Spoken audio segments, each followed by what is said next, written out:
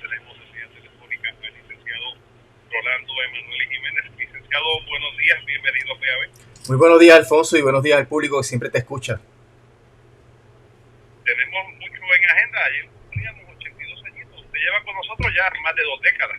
Sí, Alfonso, estoy tratando de recordar cuándo es que yo empecé, pero fue básicamente luego de graduarme de Derecho y de empezar a ejercer la profesión, que eso fue en enero del 88, y empezamos rápidamente, si no fue a finales de la década de los 80, fue a principios de la década de los 90. Y estaba rememorando las diferentes etapas que tuvimos. Recuerdas que participaba también mi hermano Rafael y que estuvimos con Luis Penchi, Mabel Paula Montero, Jorge Amodóvar Capielo, Marisa Cañizares, así que con la playa de personas y periodistas que han trabajado con PAB durante todos esos años y quería empezar, ¿verdad?, esta conversación reconociendo la labor que WPAB ha hecho por 82 años ya y la escuela que es PAB para todo Puerto Rico en términos de los temas que aborda, de las personas que participan haciendo su análisis y también del compromiso social y político que tiene la estación, y por eso pues me quito el sombrero y por eso es que sigo colaborando desinteresadamente, porque es claro, ¿verdad?, que aquí PAB no le paga a ningún analista por hacer su servicio, por contribuir al país, y eso es parte del compromiso que tenemos todos y todas en esta estación, Alfonso. Así que una felicitación a la familia, que sigan haciendo este trabajo día a día y que logremos, ¿verdad?, contribuir a que Puerto Rico sea un mejor lugar para vivir. Muchas gracias. Sí, podemos ser una buena escuela, pero en gran medida depende de la facultad, y la verdad que contamos en estos momentos y que a lo largo de la historia con la mejor facultad de maestros y maestras, comentaristas, pero personas que por lo menos comparten con nosotros el compromiso. Así que muchas gracias a usted y a los demás. Siempre estaremos al orden, Alfonso. Y bueno, el FADEP, el Frente Amplio en Defensa de la Educación Pública, va para el Supremo. El bufete Emanuel y regresa al Supremo Federal. Sí, Alfonso, como hemos anticipado previamente en el caso de la confirmación del plan de ajuste de la deuda, tú sabes que ahí la Junta recibió el aval de los tribunales para desplazar toda una lista de leyes del Estado Libre Asociado, incluyendo un artículo de la Constitución. Aquí tú no ves a ninguno de los que defienden el ELA hablando de ese tema, de que un plan de ajuste de la deuda en un caso de quiebra elimine un artículo de la Constitución. Pues asimismo se eliminó y se desplazó varias de las disposiciones esenciales de las leyes de retiro de los maestros y de las maestras, y el FADEP, Frente Amplio, dio la lucha, dio la batalla, tanto oponiéndose al plan de ajuste de la deuda como apelando la determinación de la jueza de confirmar el plan de ajuste de la deuda. En ese proceso, pues obviamente se impugnó el desplazamiento de las leyes, el preemption, porque la Junta quería aplicar una doctrina que no estaba avalada por el Tribunal Supremo Federal. Es una doctrina que básicamente establece que el fin justifica los medios, en donde con un mero exhibit, que es una lista de leyes desplazadas, y otro exhibit que tiene la lista de deseos de la Junta en cuanto al plan de ajuste de la deuda y los sistemas de retiro, pues acabaron con el sistema de retiro de beneficio definido y lo convirtieron en un sistema de retiro de aportación definida. Todo esto sin legislar, Alfonso, que es uno de los puntos más importantes, que en realidad la Junta, según la propia ley promesa y según las decisiones de la jueza, no puede legislar. Pero aquí se le permitió a la Junta cambiar unas leyes prospectivamente.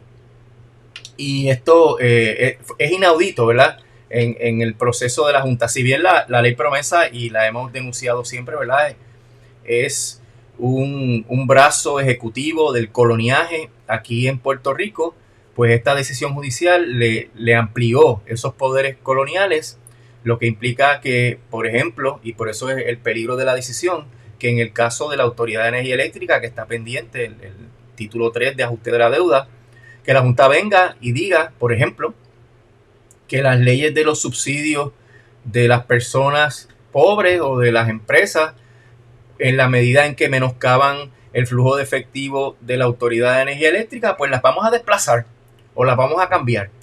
Podría la Junta decir mediante un plan de ajuste de la deuda que en la medida que las leyes sobre la transición a la energía renovable son costosas y afectan el plan fiscal, pues vamos a eliminarlas o enmendarlas. El CELIC de los municipios podría estar también en peligro en la medida en que la Junta tiene ese poder, porque pues, ellos podrían poner en el plan de ajuste de la deuda, desplazar esas disposiciones. Y eso, Alfonso, es un poder totalmente inaudito que no solamente impacta los casos de título 3 bajo promesa, porque se hizo también amparado en la interpretación de la sección 1123 del Código de Quiebra, que le aplica a todos los casos de quiebra de Estados Unidos, de capítulo 11 y capítulo 9. Por ende, es una decisión que afecta a todo Estados Unidos y a todas las corporaciones privadas y municipales que se quieran reorganizar, y lo que daría pie a esto es que un deudor privado, por ejemplo, un capítulo 11, diga, no, esta ley no me gusta, vamos a eliminarla. Y esto, Alfonso, pasa exclusivamente dentro del contexto de Puerto Rico como territorio, de la ley promesa como ley territorial, y inmediatamente que vemos cómo el Congreso trata de manera diferenciada a Puerto Rico versus los otros estados, ¿de qué estamos hablando? De los casos insulares. Y los casos insulares son estos casos de principio del siglo XX, lo hemos hablado aquí muchas veces, que establecen un trato diferenciado porque Puerto Rico pertenece, pero no es parte de Estados Unidos. Puerto Rico entonces no le aplica la Constitución de Estados Unidos por propio derecho, sino que es según el Congreso y los tribunales vayan decidiendo, y esto hace que nos den un trato diferenciado. Por eso es que obviamente no se permite, para poner un ejemplo, ¿verdad? El asunto del seguro social suplementario, que aunque lo disfrazaron en cuanto a los asuntos de debido proceso y igual protección de las leyes, en realidad se trata de un asunto de casos insulares. Pues en la medida, Alfonso, de que lo que hace el Tribunal de Circuito de Apelaciones es crear una doctrina específica para Puerto Rico, bajo la ley promesa, de una doctrina que es federal y que aplica a todos los estados, pues estamos entonces en una situación de casos insulares, y entonces las maestras en el recurso están diciendo que si se valida esa interpretación de la ley promesa, pues lo que están haciendo es ampliando los casos insulares y que deben entonces revocarse por razón de que son moralmente repugnables. Y radicamos el caso el pasado martes 9 de agosto. Se hizo la conferencia el miércoles. Estamos esperando que el tribunal registre en su página de internet el recurso, ¿verdad? Porque toma unos días en lo que lo verifican. Ellos podrían notificar algún tipo de detalle que quieren que se suplemente o se corrija. Y una vez esté notificado el recurso por el Tribunal Supremo, hay un periodo bien importante, Alfonso, que estamos haciendo gestiones para ver si conseguimos entidades o personas que quieran presentar alegatos de amigos de la Corte. Empieza un periodo de 30 días para que cualquier persona que estime que este caso es importante presente un alegato de amigos de la Corte para apoyar una de las dos posturas, o que se confirme la decisión o que se revoque la decisión. El tribunal no va a actuar sobre esto inmediatamente porque ellos están en receso, regresan en octubre, y así entonces pues en las primeras semanas de octubre empiezan a mediados, así que en octubre o noviembre estarían decidiendo si aceptan el caso, porque este recurso lo que hace es tocar la puerta. Si ellos deciden aceptar el caso, pues entonces se presentan los alegatos. Y la gente dice, pero es que ahí en el Supremo solamente se acepta 1% de los casos, y tienen razón, pero en nuestra evaluación entendimos que había méritos, primero porque se trata de una ley colonial, una ley, la ley promesa, ¿verdad? Que ya fue al Tribunal Supremo, y la Junta tiene otro caso ante el Tribunal Supremo. También porque se trata del issue de los casos insulares, que en el caso de Baello, el juez Gorsuch, conservador, ultraconservador, nombrado por Trump, pide que se revoquen los casos insulares. La jueza Sotomayor lo secunda en ese tema. Está el caso de Fitisemano, que discutimos aquí, en donde un ciudadano de Samoa está pidiendo que le permitan votar en los Estados Unidos.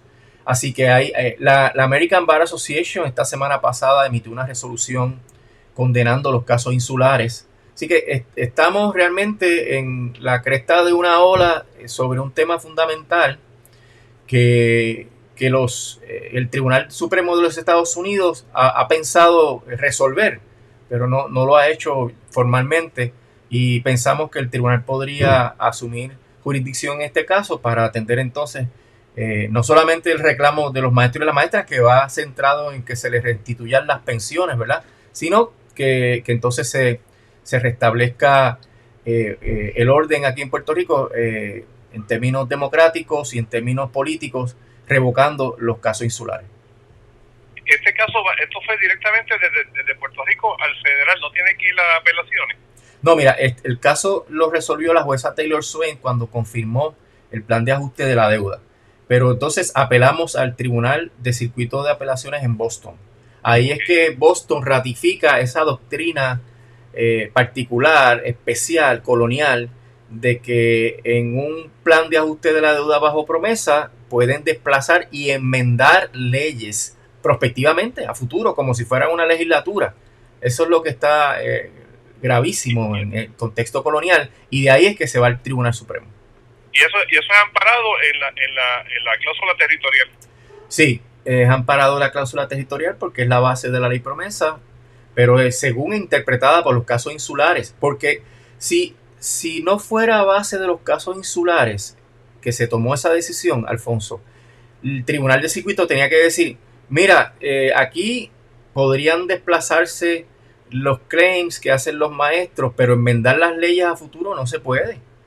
Y aún así nosotros cuestionamos el poder de desplazamiento de la ley promesa, porque la ley promesa lo que dice es que la ley promesa tiene supremacía sobre cualquier ley del territorio que sea contradictoria, pero la ley promesa no tiene nada sobre los sistemas de retiro. ¿Te fijas el detalle? O sea que la supremacía de las leyes federales existe cuando hay una contradicción entre la ley local o estatal y la ley federal, o cuando es un poder exclusivo del Congreso. Entonces el Estado no puede legislar. Eso pasó ya aquí en el caso de Franklin. ¿Recuerdas que aquí se hizo la ley de quiebra criolla? El Supremo en el caso de Franklin resolvió, lo siento, ese campo está ocupado por el Congreso porque la cláusula de las quiebras le da ese poder exclusivo al Congreso. Eso se llama campo ocupado en términos de field preemption, ¿verdad? Field del campo, ocupa todo el área. Y aquí en Puerto Rico se resolvió que Puerto Rico no puede legislar en cuanto a quiebras. Pero la cláusula de supremacía de la ley promesa es cualquier ley o reglamento que vaya en contra de lo que dice la ley, que eso es preemption expreso. Pues eso no existe. Así que nosotros en el recurso cuestionamos que existiese autoridad para desplazar las leyes, porque ninguna de las leyes de retiro está contradicha por la ley promesa, y porque además se permitió enmendar la ley de retiro cuando ese poder no existe, y la propia jueza Taylor Swain había resuelto que la Junta no puede legislar. Y que el problema es la desarrollo de los casos insulares, ¿verdad? Porque es como un catch-22. ¿Tú recuerdas el libro de Joseph Heller, que era que si usted no quiere ir a volar en la misión militar, está bien de la cabeza, y si quiere ir, está mal de la cabeza, pero como quiere ir, lo dejamos ir. No hay manera de salir. Sí, y aquí pasa eso, Alfonso. El Tribunal Supremo ha dicho que es la voluntad de ellos y del Congreso decir qué es lo que aplica aquí en Puerto Rico. Entonces, por un lado, el Supremo ha dicho, esa doctrina, independientemente del valor que tenga, no se debe extender. Y viene Gorsuch luego y dice, esto es terrible, esto es basado en la raza, esto es insostenible en el siglo XXI, esto hay que revocarlo. Pero entonces viene el primer circuito y dice, espérate, como se trata de la ley promesa, que es bajo el artículo 4 de los territorios, pues vamos a crear una doctrina específica de campo ocupado para Puerto Rico. Entonces, o te decides o te haces papelito, ¿verdad? O te hace, o te peinas, ¿verdad? Como dice el dicho, o te hace papelito, o te hace rolo, como decimos los del sur. Porque no hay dos doctrinas de campo ocupado. No hay dos doctrinas de campo ocupado bajo quiebras tampoco. Hay una sola. Entonces, para los estados es una donde es bien difícil el campo ocupado en los casos de quiebra, y para Puerto Rico es bien fácil. Y no solamente eso, sino también se puede legislar. O sea que es exclusivamente, eso ocurre por razón de los casos insulares. Gorsuch fue el primero de los 3 nombramientos de Donald Trump, ¿verdad? Me parece que sí. Y cuando él hizo los comentarios sobre los casos insulares, ¿a usted le sorprendió? Porque Gorsuch evidentemente es extremadamente conservador. Es uno de los votos que se utilizó para derogar a Roe versus Wade. Sí, sin duda. Y en el caso de Aurelius, cuando nosotros comparecimos la primera vez al Supremo, donde le pedimos que revocase los casos insulares, él no se pronunció. Pero en el caso de Baello, que se discutió, y déjame decirte, en el caso de Dalutier, hubo 6 amicus curiae pidiendo la revocación de los casos insulares. De 15 hubo 6 amicus curiae diciendo esto es un asunto de casos insulares. En el caso de Baello hubo también múltiples alegatos pidiendo la revocación. Entonces Gorsuch dice hay que revocarlos, pero yo no voy a votar que se revoquen, porque en la vista oral, y esto es verdad y fue una vergüenza, le preguntaron al abogado de Baello si los casos insulares estaban en el medio y había que revocarlos para poderle dar un remedio a Baello, y dijo que no. Y entonces, pues, así mismo se dice Gorsuch, dice, mira, como no lo pidieron, pues yo realmente voy a hacer una concurrente, pero añado que los casos insulares hay que revocarlos en su momento. Entonces, ¿cuál es esto no sorprende, Alfonso, que sea un ultraconservador el que esté a favor de revocar los casos insulares, que establecen estas decisiones a base de raza? No sorprende, porque ellos son, más que todo, son originalistas. Significa que ellos interpretan la Constitución a base del texto expreso y de lo que hombres blancos, protestantes y propietarios pensaban en el siglo XVIII. Ellos piensan que esa es la única manera de interpretar la Constitución. Por eso es que revocan Roe versus Wade, porque ellos dicen, ¿dónde está el derecho a decidir aquí en la Constitución?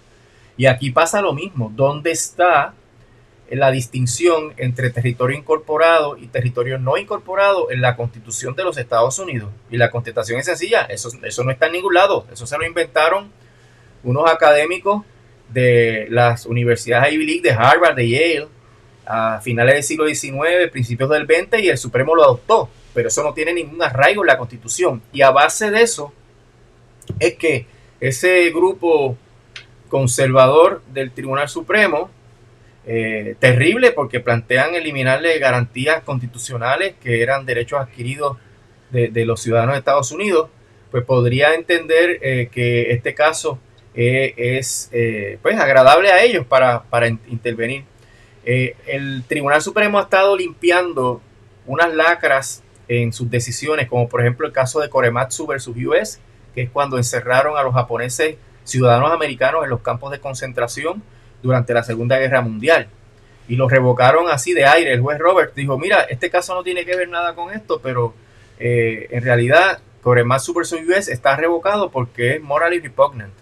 Y eso es algo que podía pasar. En este caso se le está diciendo al Tribunal Supremo que los casos insulares son morally repugnant y que no están, esas distinciones no están en la Constitución.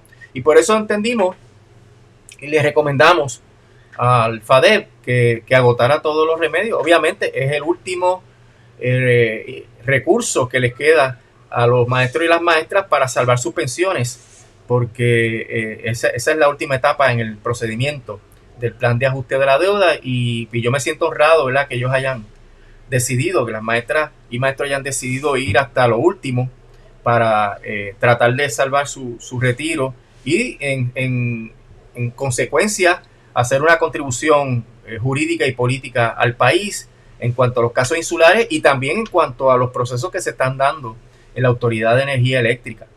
que podrían estar en un hilo, leyes importantísimas, porque la Junta quiera entonces desplazarla. Esto, Alfonso, es un esfuerzo, un estiramiento que están haciendo estas organizaciones, la Federación, Únete y Educamos, bien grande, porque no son el sindicato actual, ¿verdad? El representante exclusivo que tiene acceso, obviamente, al grueso de las cuotas y están por eso también haciendo una campaña de recaudación de fondos para tratar de cumplir con los costos que tiene este proceso, porque son costos bien altos en términos de impresión, de notificaciones y de todo lo que está implicado en todo este proceso. Hago un paréntesis, la gente que quisiera apoyarlo, ¿cómo lo puede hacer? Sí, mira, ellos tienen una página GoFundMe, vayan a gofundme.com y ahí busquen por maestros, maestras, lucha de los maestros a favor de sus pensiones, busquen por esos criterios y les va a aparecer la página y ahí pueden hacer su contribución. Y bueno, volviendo a los jueces, porque Gorsuch, estoy buscando acá, sí, él fue el primero de los del presidente Trump, después vino Kavanaugh y Amy Coney Barrett, que yo pensaría que andan en la misma onda de los originales.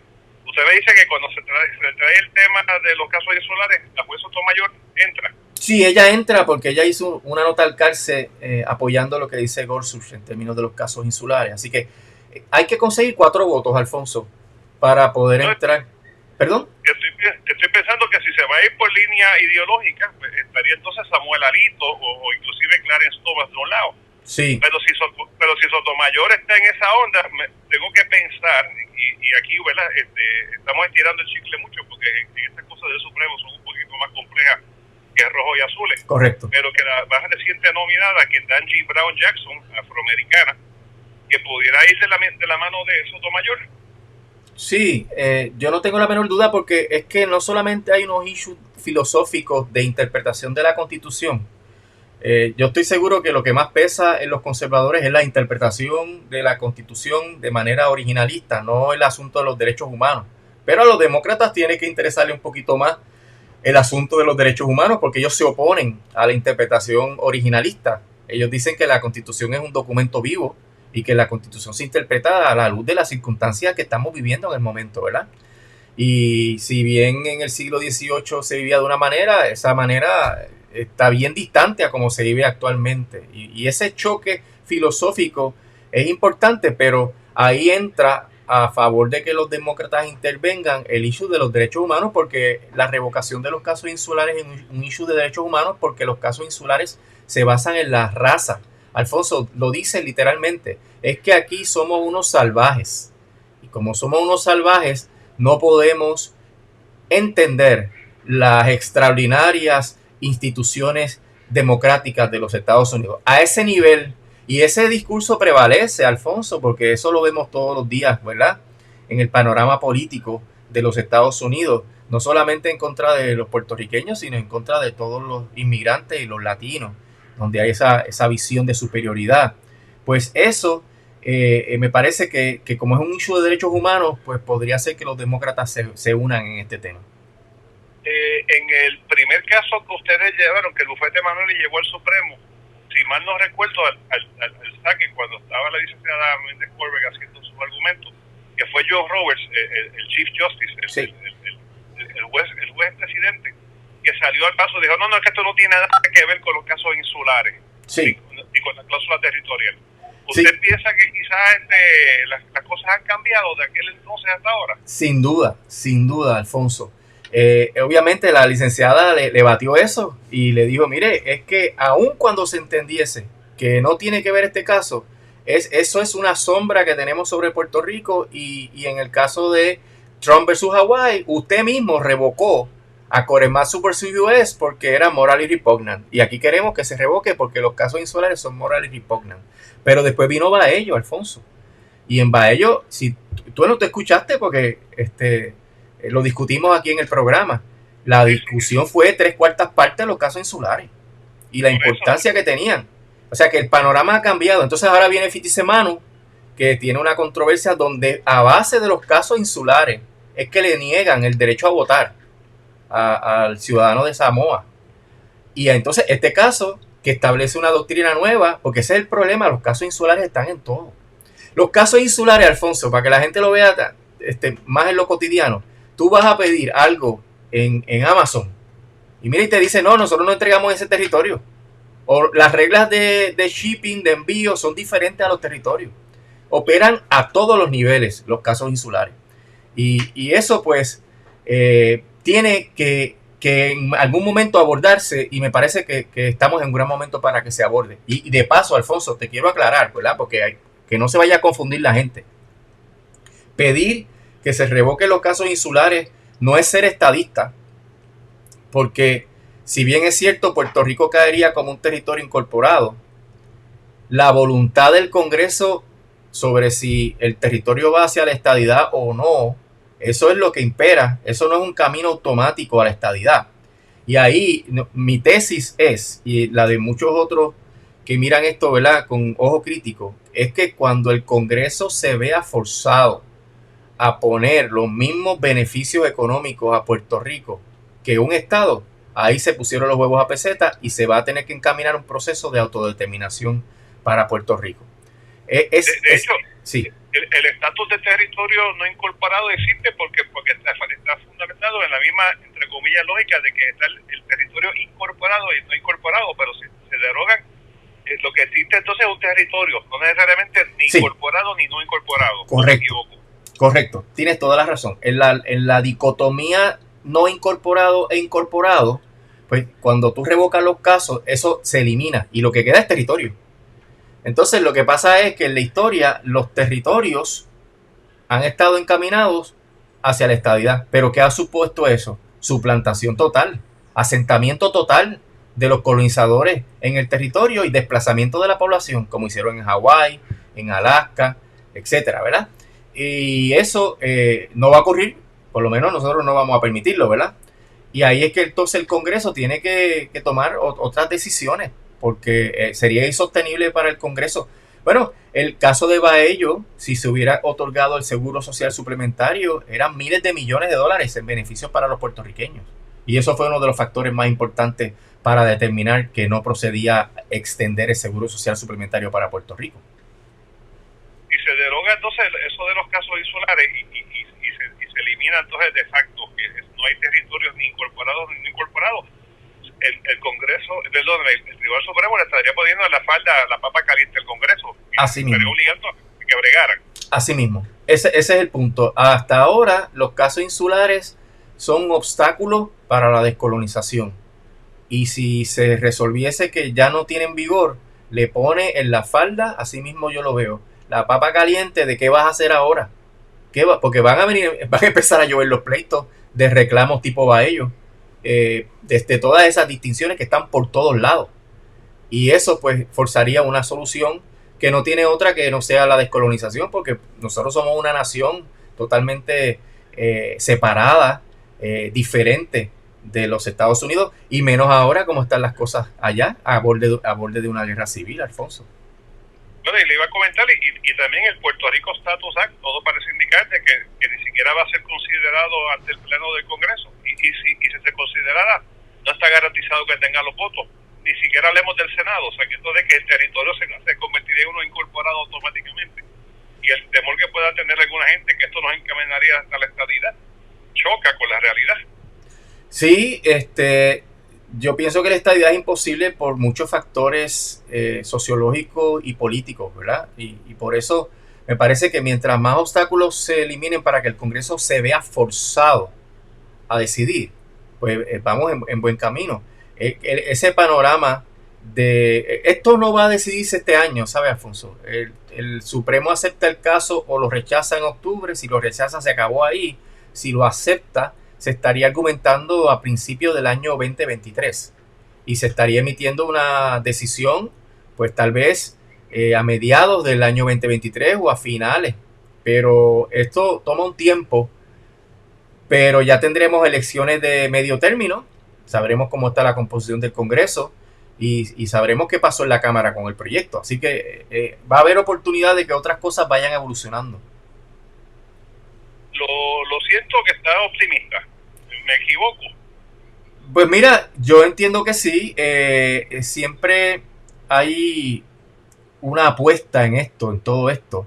Y el que apuesta tiene que tener un grado de optimismo. Pero es que uno tiene que agotar todas las alternativas, Alfonso. Alfonso, no está sobre la mesa, nunca ha estado sobre la mesa tirar la toalla. Aquí se lucha hasta el máximo y yo creo que el ejemplo que están dando las maestras y los maestros es encomiable y va a ayudar a resolver muchas cosas aquí en Puerto Rico. ¿Cuántos maestros y maestras se van a ver afectados por esta decisión, de una manera o de otra? Bueno, hay 30,000 y los pensionados.